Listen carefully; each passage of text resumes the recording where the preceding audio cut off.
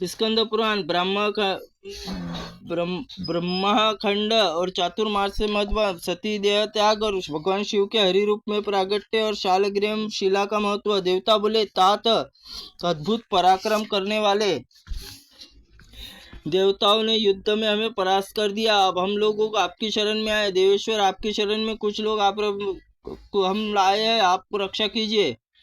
देवताओं की यह बात सुनकर ब्रह्मा जी ने कहा, एक समय शिव भक्त भगवान के भक्तों के साथ दूसरे के जीतने की इच्छा बड़ा विवाद हुआ था। तब भगवान शंकर ने अपने भक्तों को देखते हुए परम अद्भुत रूप धारण करके, वह हरि स्वरूप था, उसके आधे शरीर में शिव और आधे शरीर में विष्णु हो गए थे। और भगवान विष्णु चिन्ह के दूसरी भगवान शिव चिन्ह प्रकट हुए। एक और गरुड़ और दूसरी ओर नंदी वृषभ उपस्थित थे। एक और मेघ और समान श्याम वर्ण और दूसरी ओर कपूर के समान गौर वर्ण। एकता का स्पष्टीकरण हुआ था। इसी प्रकार संपूर्ण विश्व में ही भगवान विष्णु व्यापक है, इसमें भगवान विश्व भिन्न नहीं है। इसी तरह भगवान एकता का बोध और श्रुतियों स्मृतियों के अर्थ में बधित करने वाले भेद बुद्धि नष्ट हो गई।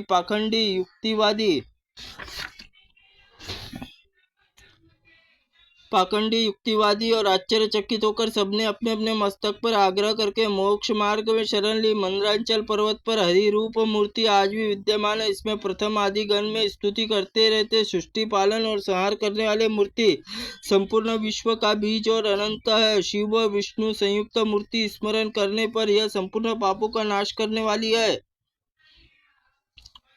वह परम सत्य और योगी पुरुष चिंतन करने के योग्य मुक्ति और इच्छाओं से इच्छा करने वाले मनुष्य उस मुक्ति का ध्यान करके परम पद को प्राप्त होते हैं। चातुर्मास में विशेष रूप से उसका ध्यान करके मनुष्य फिर मानव लोक में जन्म नहीं लेता। उस हरि मूर्ति को समीप जो लोग जाते हैं उसमें भगवान कल्याण करते हैं। ऐसा कहकर ब्रह्मा जी वहीं अंतर ध्यान हो गए।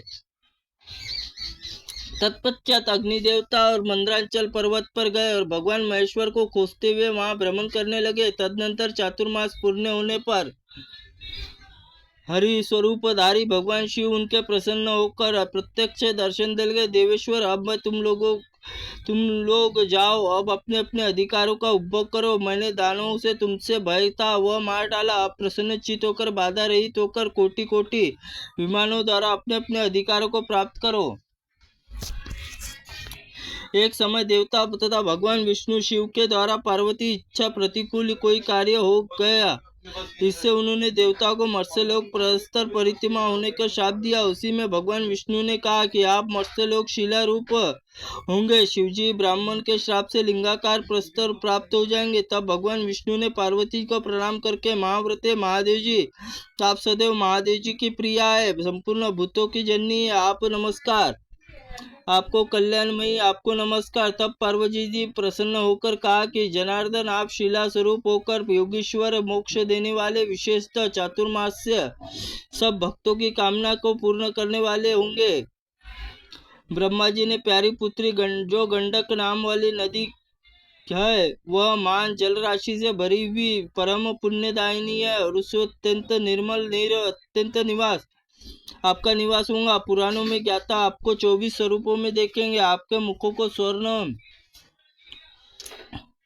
में स्वर्ण होगा। शालग्राम आपकी संज्ञा होंगी। गोलाकार तेजोमय शरीर अपूर्व शोभा युक्त होगा। उसमें शालग्राम स्वरूप आप ही संपूर्ण सामर्थ्य युक्त होकर योगियों को मोक्ष देने वाले होंगे। शालग्राम शिला व्याप्त हुए आप ही मनुष्य पूजन करेंगे। सब भक्तों में आप मनोवांछित सिद्धि प्रदान करेंगे। गालव जी ने कहते हुए, महाशूद्र, भगवान विष्णु जिस प्रकार शालग्राम शिलामय स्वरूप प्राप्त हुए हैं, वही सब प्रसंग मैंने तुम्हें बता दिया। और क्या बताना चाहते हो बताओ, पूछना चाहते हो बताओ। त्रुटिपूर्ण वाक्य के लिए भगवंत आप हमें क्षमा करे। ओम नमः शिवाय नमः। ओम स्कंद पुराणाय नमः। ओम विष्णु नमः। ओम ब्रह्माय नमः।